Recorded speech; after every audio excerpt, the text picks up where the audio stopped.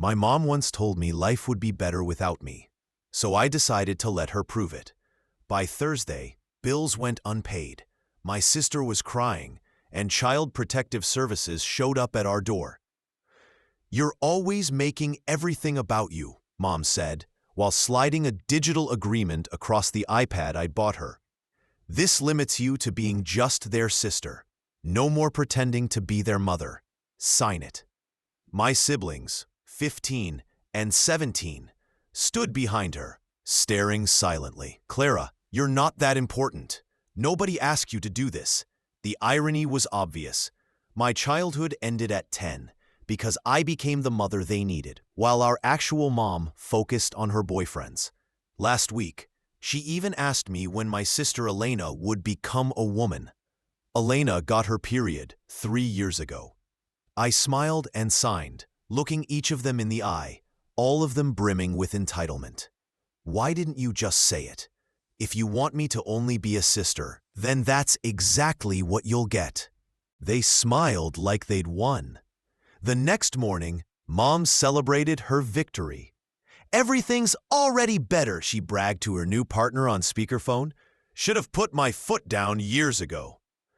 My siblings wandered through the house, thrilled with their win, eating meals I'd cooked on Sunday and wearing clothes I had washed. "This is how a real family works," Mom declared to the house, "not the Clara dictatorship." At that moment, I decided to give them exactly what they asked for.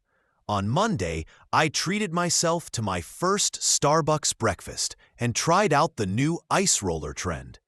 Meanwhile, Mom learned the hard way that teens don't wake themselves up. My brother Marco missed his first period exam.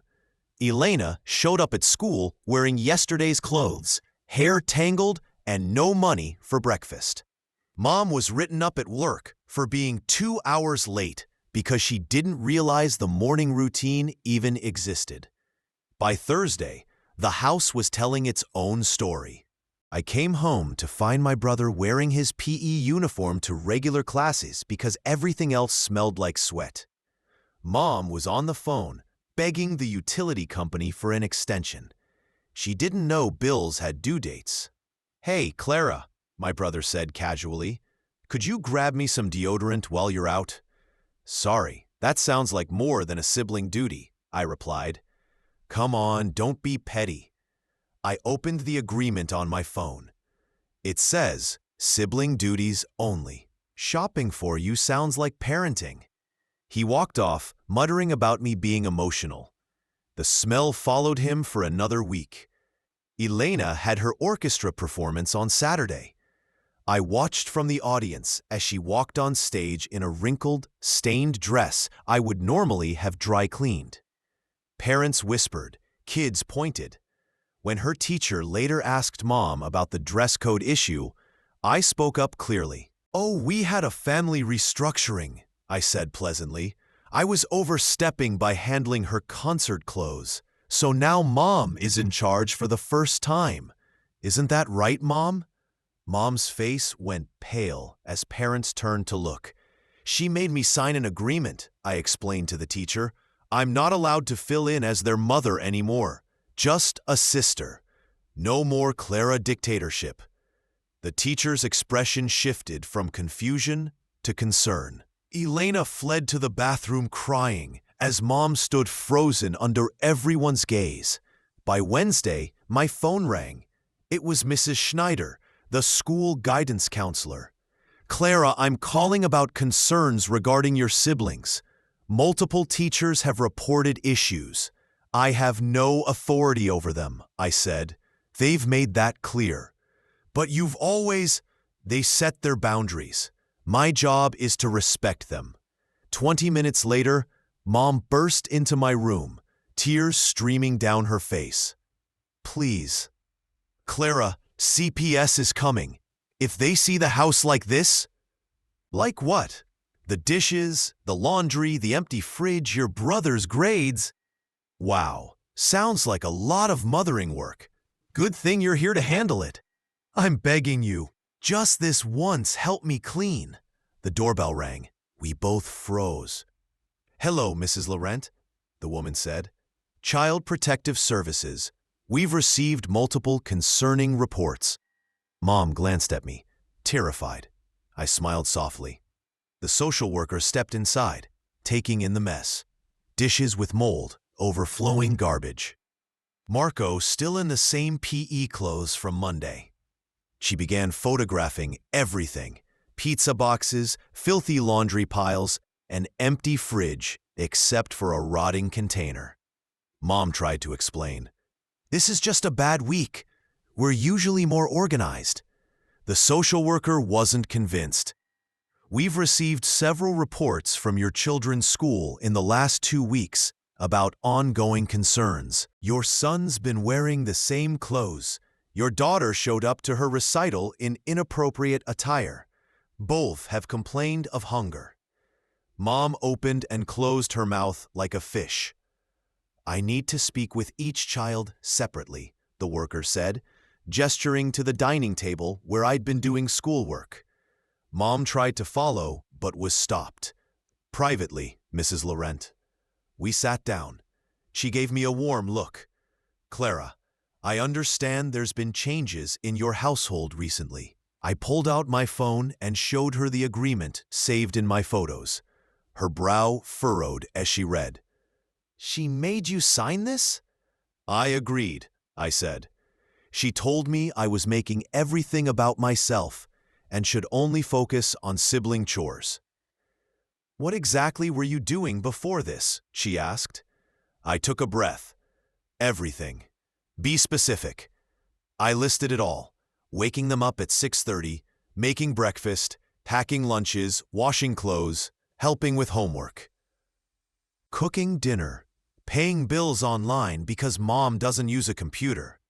Scheduling doctor appointments. Going to parent-teacher conferences. How long have you been doing this? Since I was 10. She stopped typing. 10 years old? I nodded. I told her about mom's partners, about educating Elena on her period when mom didn't notice, about forging signatures on permission slips, learning to cook from YouTube because mom only knew cereal. She asked to see Elena next. My sister walked in with matted hair and a stained shirt. When asked how things had been, Elena broke down. I'm hungry all the time, she sobbed. Mom doesn't buy groceries. I don't have lunch money. I only know how to make cereal, and we ran out of milk. She explained the recital dress issue, how I'd always kept it clean and pressed, but now nobody did. She admitted she didn't know how to use the washing machine or stove because I'd always helped her. Marco came in next, defensive. Yeah, I've been wearing this a while. Nobody taught me laundry. He said he failed his exam because no one woke him up and mom didn't know his subjects. He spent his birthday money on McDonald's. Finally, mom's turn. She walked in confident, but the social worker's questions exposed everything. Mom didn't know school times, teacher names, Elena's allergies, or Marco's need for glasses. This is all Clara's fault, she snapped. She's being vindictive because of the agreement. Mrs. Laurent, the worker said calmly, regardless of Clara, you are the parent.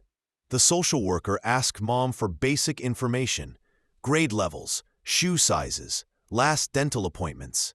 Silence. She made phone calls in front of us. Yes, we need immediate intervention. The home is uninhabitable. There's clear neglect. Mom grabbed my arm. Tell them you'll help. Tell them this is temporary. I stared gently. You made me sign an agreement, remember? Within an hour, 2 more workers arrived, documenting everything.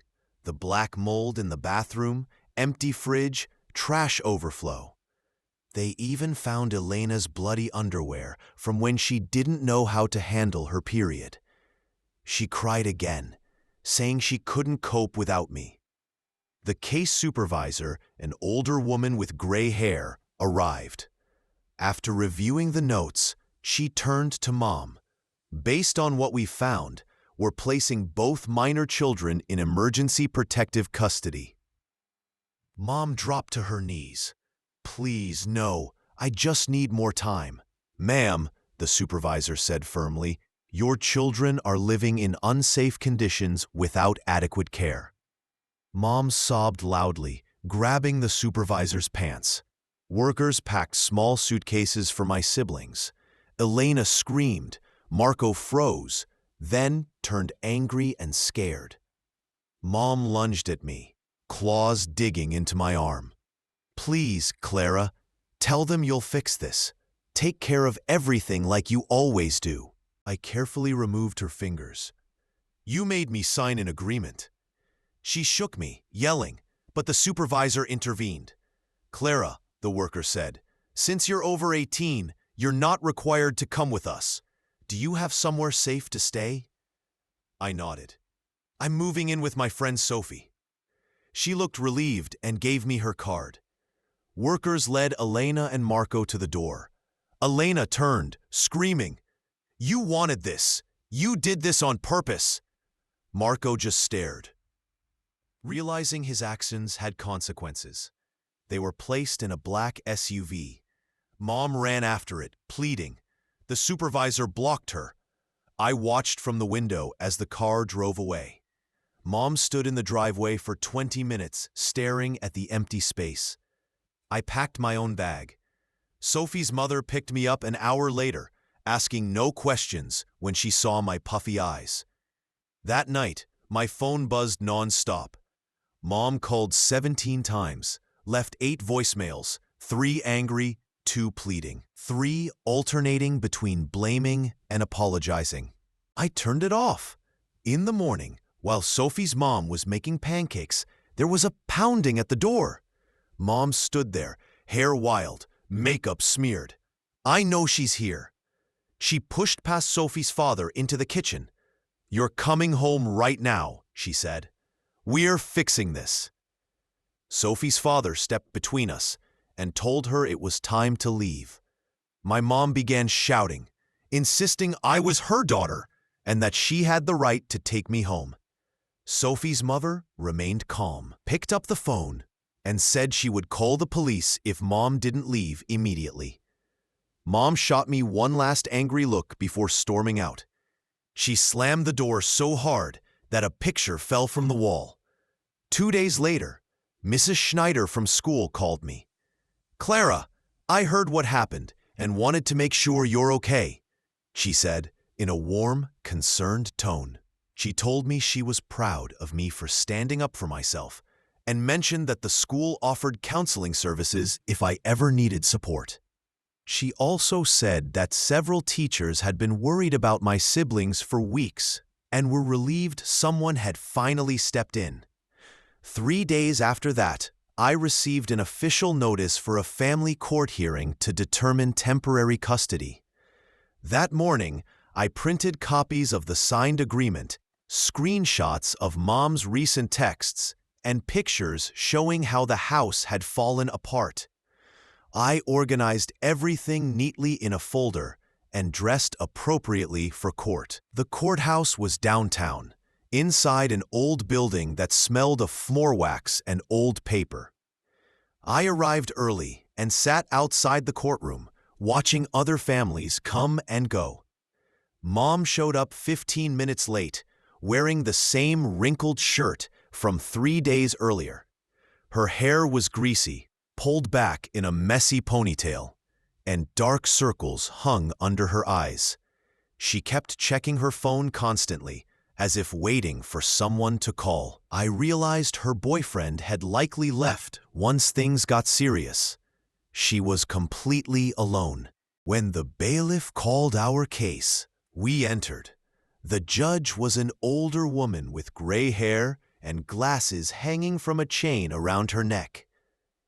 She started by reviewing the CPS report, reading parts aloud about the home's condition and what the children had said.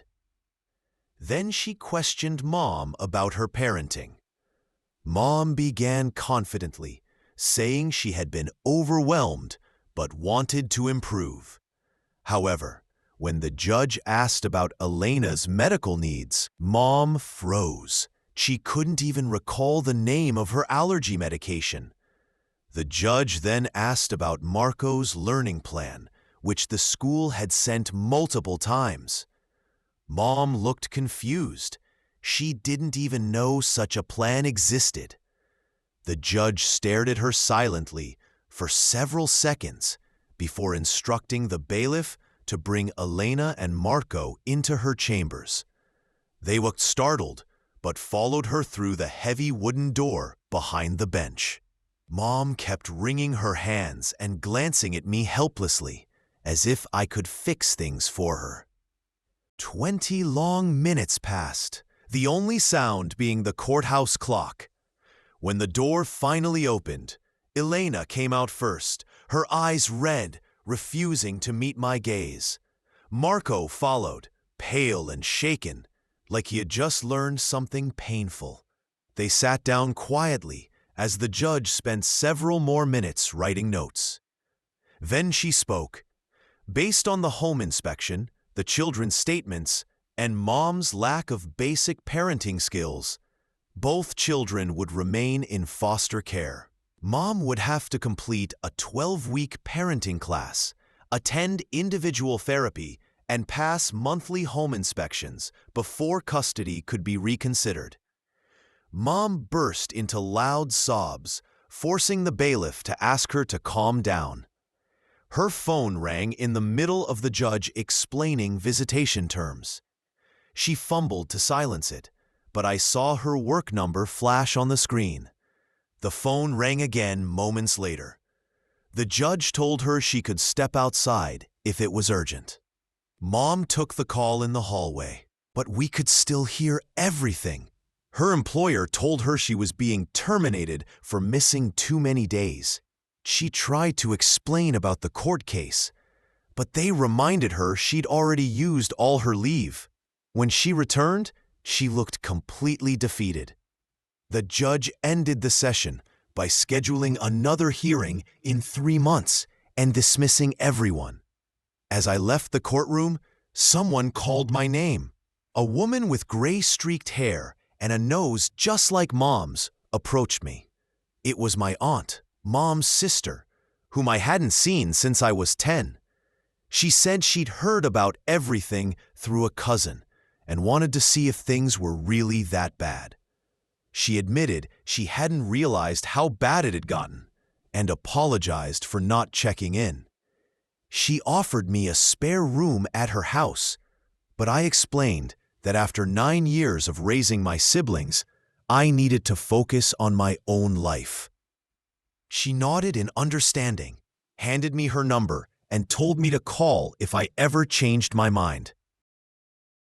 Mom walked past us without a word, glaring bitterly.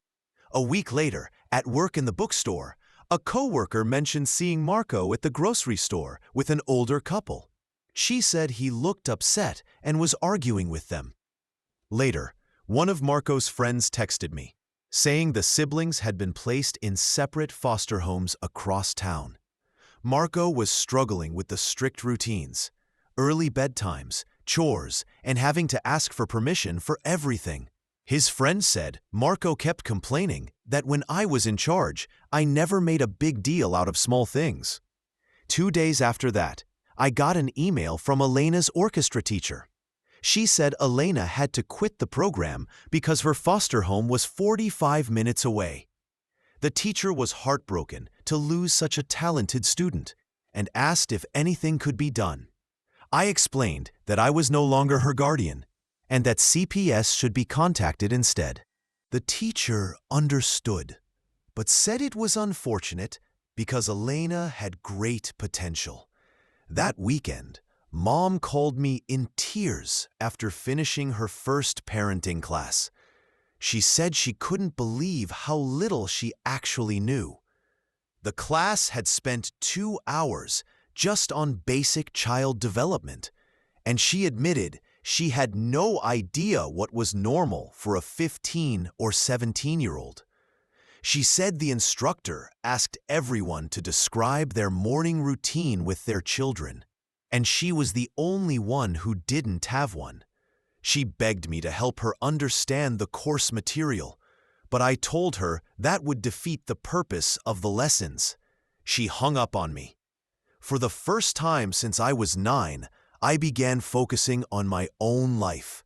I picked up extra shifts at the bookstore and started saving for college. I discovered I could still apply for spring admission at the state university and began writing my application essays. One of my coworkers mentioned a support group for adults who were forced to take on parental roles as children, so I decided to attend. The meetings were held Tuesday nights in a church basement. 8 others were there, all ages. The facilitator asked each of us to share a bit about our experiences. One woman talked about raising her 4 younger brothers while her mother worked multiple jobs. A young man my age shared that he had cared for his disabled sister since he was 7. Another girl said she had handled her family's finances and appointments from middle school because her parents couldn't speak English well. When it was my turn, I told them about my situation and what had happened next. No one judged me for letting my siblings go into foster care. The facilitator explained that what I went through was a form of abuse, called parentification, and that it wasn't my fault. Hearing other people's experiences helped me realize how abnormal my own childhood had been. Many talked about the guilt they felt when they finally stopped caring for others. One woman said it took her years of therapy to believe she deserved to live for herself. The group recommended books and resources on recovering from parentification. That night, my phone buzzed with a message from an unknown number. The sender said he needed to get his things from Mom's house since she wasn't answering. He mentioned work clothes and a laptop. It was Mom's ex-boyfriend. I stared at the text for a few seconds, then blocked the number. Over the next 3 weeks, I settled into a routine. Living with my friend, working at the bookstore, attending support group meetings, and finally sleeping peacefully. Then one Tuesday afternoon, while I was making a sandwich in my friend's kitchen, there was a loud knock at the door. My friend's mother opened it, and I heard a trembling voice. It was Marco. He stood there in worn clothes, a backpack hanging off one shoulder, his eyes red from crying. He started talking quickly, saying he couldn't stay at the foster home anymore because of the strict rules, screen time limits, chores, homework checks, and 10 p.m. bedtimes. He said I understood him better than anyone and begged me to let him stay for a few days until things settled. My friend's mother looked at me uncertainly as Marco pleaded, promising he'd sleep on the floor and help around the house. My hands shook as I called the CPS emergency number given to me in court. Marco's face changed from hopeful to shocked to furious when he realized what I was doing. He tried to grab the phone, but my friend's mother stepped in. The operator took down his details and said someone would come within the hour. Marco sat silently on the front steps, refusing to look at me as we waited. The same social worker from before arrived. She gave me a small, approving nod as she guided Marco to her car. She gently said that both kids were struggling, but were finally getting the help and support they'd long needed. She mentioned that Marco had been acting out, which was common for children not used to structure. When they left, I ran to the bathroom and cried for 20 minutes. A week later, Mom called again, distraught after her home inspection. The CPS officer had found dishes piled up, spoiled food on the counters, and mold in the shower. Mom admitted she didn't know how to clean it properly. She had also left wet laundry in the washer for days, making it smell awful. The worker wanted to see the kids' rooms, but Mom hadn't touched them.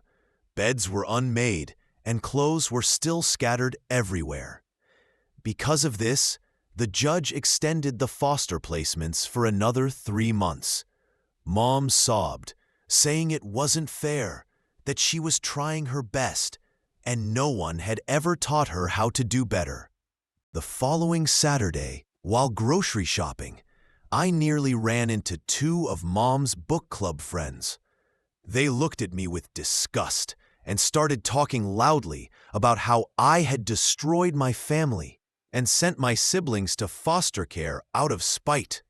Mom had apparently told everyone at church that I refused to help when CPS got involved and made things worse on purpose. They walked away, shaking their heads, muttering about ungrateful children. That same week, my friend's mother sat me down at their kitchen table with a laptop and a stack of papers. She patiently showed me how to open a checking account online, explained minimum balances and overdraft fees, and demonstrated how to deposit checks through a mobile app.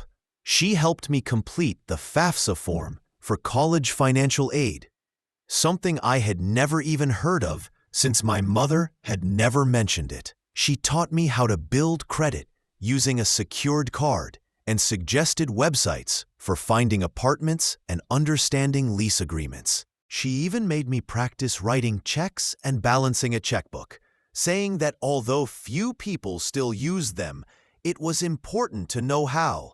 She discussed different types of insurance: health, auto, and renters. These were all things my mom had never taught me. 2 days later, I received a letter from Elena that came through CPS, whose handwriting was shakier than usual and the paper was stained with tears. In it, she called me selfish and cruel, accusing me of ruining her life on purpose. She wrote that I could have fixed everything, but instead chose to break the family apart. She said she hated me and never wanted to see me again. She also wrote that her foster parents were strict and cold, that they didn't understand her the way I did. She blamed me for missing orchestra practice, falling behind in school, and losing all her belongings. That letter hurt more deeply than anything my mother had ever said. My therapist at the support group helped me see that Elena was grieving and hurting, and that expressing anger was easier than admitting she was wrong. She explained that children often direct their anger toward the safest person, not the one who actually caused the pain. 3 weeks later, my mother called again, crying. She had received an eviction notice, without my bookstore income to cover rent, and without me keeping track of bills. She had missed 3 months of payments. The landlord refused to extend the deadline any further. She said she couldn't understand how everything added up so fast or why the late fees were so high. She tried to make a budget, but couldn't get the numbers to make sense. She had been wasting money on takeout every night because she didn't know how to plan meals or shop properly. My Aunt Gabrielle, who had once offered to help me, agreed to let Mom stay with her temporarily. 2 months into the chaos, I got a letter mandating family therapy. The judge had ordered all 4 of us to attend a session with a court-appointed therapist. The letter stated it was part of the reunification process and required attendance. The session was scheduled for the following Thursday at the courthouse. When Mom arrived, she looked different from how I remembered her. Her hair was brushed neatly, her clothes were clean and coordinated, and she appeared sober for the first time in years. She had lost some weight, and her eyes looked clearer. She sat across from me in the waiting area but didn't say a word. Inside the room, the therapist asked us to sit in a circle. She positioned herself between Mom and me. Elena and Marco sat across from us, looking uneasy and irritated. The therapist began by asking Mom to share what admitting she had never truly understood what children needed at each stage. Then the therapist asked her directly about my role in the family before everything fell apart.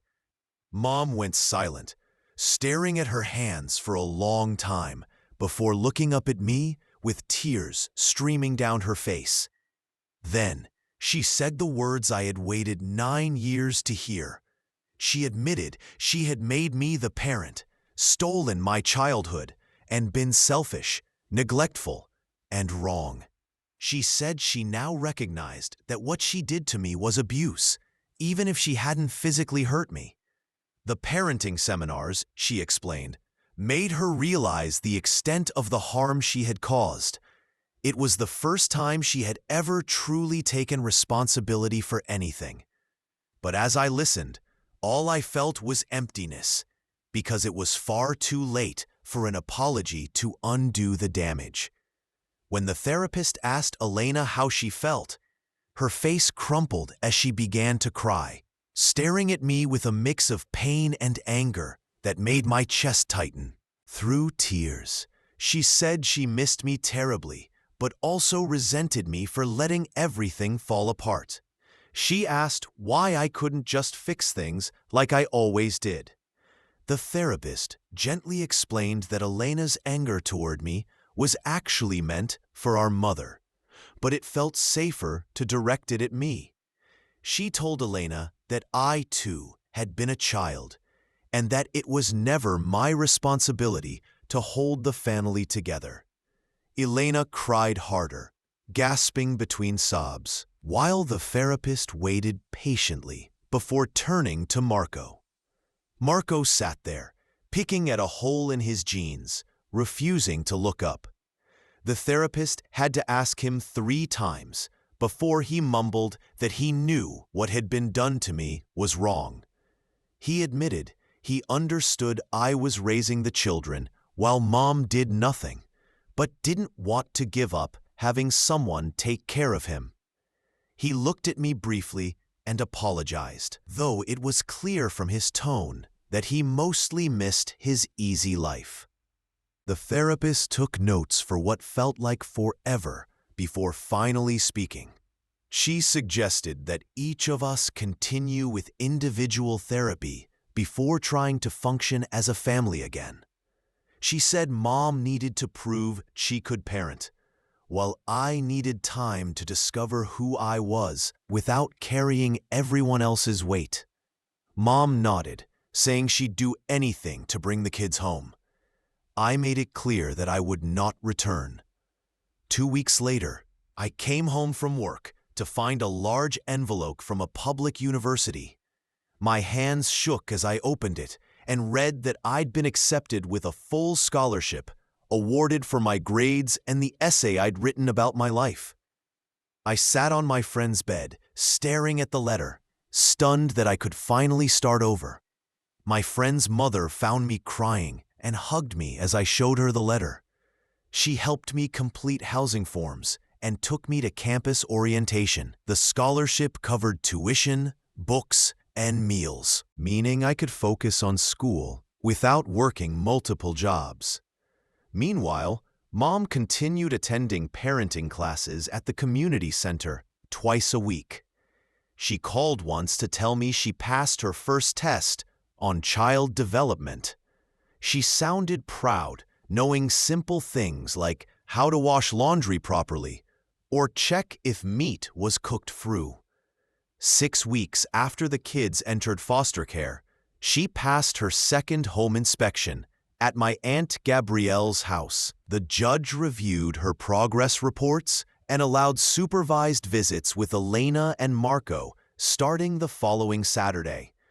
Mom arrived 15 minutes late to the first visit, having gotten lost on the way to the supervision center. The social worker had to remind her twice about the rules.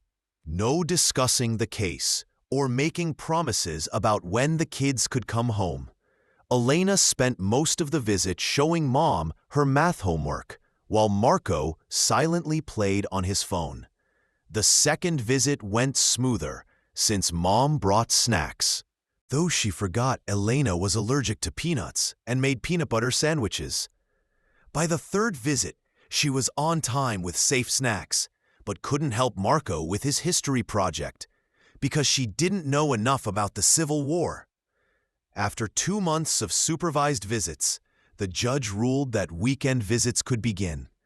The kids would live with their foster parents during the week, but spend Friday to Sunday with Mom. She picked them up 2 hours late the first weekend because she forgot when school ended. She didn't realize Elena had orchestra rehearsals on Saturdays or that Marco worked Sunday mornings. Over 3 months, she slowly learned their routines, still making occasional mistakes, but improving overall. The judge extended the arrangement. During the week, the children thrived with consistent structure at their foster home, doing homework on time and attending school regularly. When August arrived, I packed my bags for college. My friends' parents drove me to campus and helped carry my belongings to my dorm room. My roommate was already unpacking what looked like her entire bedroom, complete with string lights and throw pillows. She complained that her mother kept calling to check on her. I just nodded, unable to relate to having a mother who cared that much. That first week of classes felt surreal, like I had entered a different world, one where no one knew my story. For once, I was just a college student worrying about schedules and finding the dining hall. 3 weeks later, I got a notification from Elena on Instagram. She'd posted a photo of herself beside a washing machine, captioned, "My foster mom taught me how to separate colors from whites." It wasn't much, but it showed she was learning and cared again. I liked the photo and reacted with a heart emoji. A month later, Marco messaged me on Facebook asking for help reviewing his college essay. He started explaining his grammar struggles, but then messaged, "Never mind, I remember you're not supposed to help anymore." We both sent laughing emojis, and for the first time, it didn't feel so heavy. Mom continued her weekend routine and was usually on time. The social worker's reports noted steady improvements, like her remembering to pack lunches and asking about homework, even if she couldn't help. The judge later allowed the children to stay with her for a full week during spring break. I watched from my dorm as Elena posted photos of them at the park, and Marco shared a video of Mom trying to make pancakes from scratch. The pancakes looked awful, but everyone was laughing, something I had never seen before. When that week went smoothly, the judge approved full reunification after the school year. Mom still had to attend therapy and parenting classes, but the kids could live with her full-time at Aunt Gabrielle's house. My aunt managed the bills and groceries while Mom focused on parenting. 3 weeks later, Mom texted, inviting me to dinner. I hesitated before finally saying yes. Walking into my aunt's home felt strange. I'd never been there as a guest. The smell of real food cooking filled the air instead of the usual takeout. The living room was messy, but not chaotic. Mom appeared from the kitchen wearing an apron and a dusting of flour in her hair. She had made spaghetti and garlic bread, simple, but it felt like a real family meal. After dinner, Elena proudly showed me her report card. 2 C's, 3 B's, and an A- in art. She said she studied on her own this time, using flashcards her foster mom had taught her to make. Marco showed me photos from his grocery store job, explaining how he was saving up to buy a used Honda. For the first time, he looked genuinely proud of himself. When the kids started cleaning up, Mom asked to talk outside. She began crying before she could speak, saying therapy helped her see how much of my childhood she had stolen. She apologized for forcing me into a parent's role and admitted she had been too distracted by her own life to notice what I was going through. She told me parenting classes taught her basic things she had never learned, like checking homework folders or making doctor appointments. Watching other parents, She realized just how much she had failed us, especially me. I didn't know what to say, so I listened as she expressed her regret for all she wished she could undo. When we went back inside, Elena asked to hug me. She apologized for her anger and said she finally understood why I had to let everything fall apart. She said her foster mom helped her realize I was still a child too. She showed me a bracelet she'd made in therapy with beads spelling sister and said she'd made one for herself so we could match. Marco gave me a gentle punch on the shoulder and said, "Thanks for making us grow up." He admitted he used to take advantage of me, but now realized how unfair that had been. 6 months had passed since the CPS visit, and while nothing was perfect, everything had changed. Mom could now cook a few simple meals like tacos and spaghetti. The kids did their own homework and laundry. I was studying subjects I loved, surrounded by people who didn't know my past. Mom would never be a perfect parent, but for the first time, she was trying. My siblings were finally living like normal teenagers, instead of depending on me. And I had learned that taking care of myself wasn't selfish. It was the most important thing I had ever done for all of us.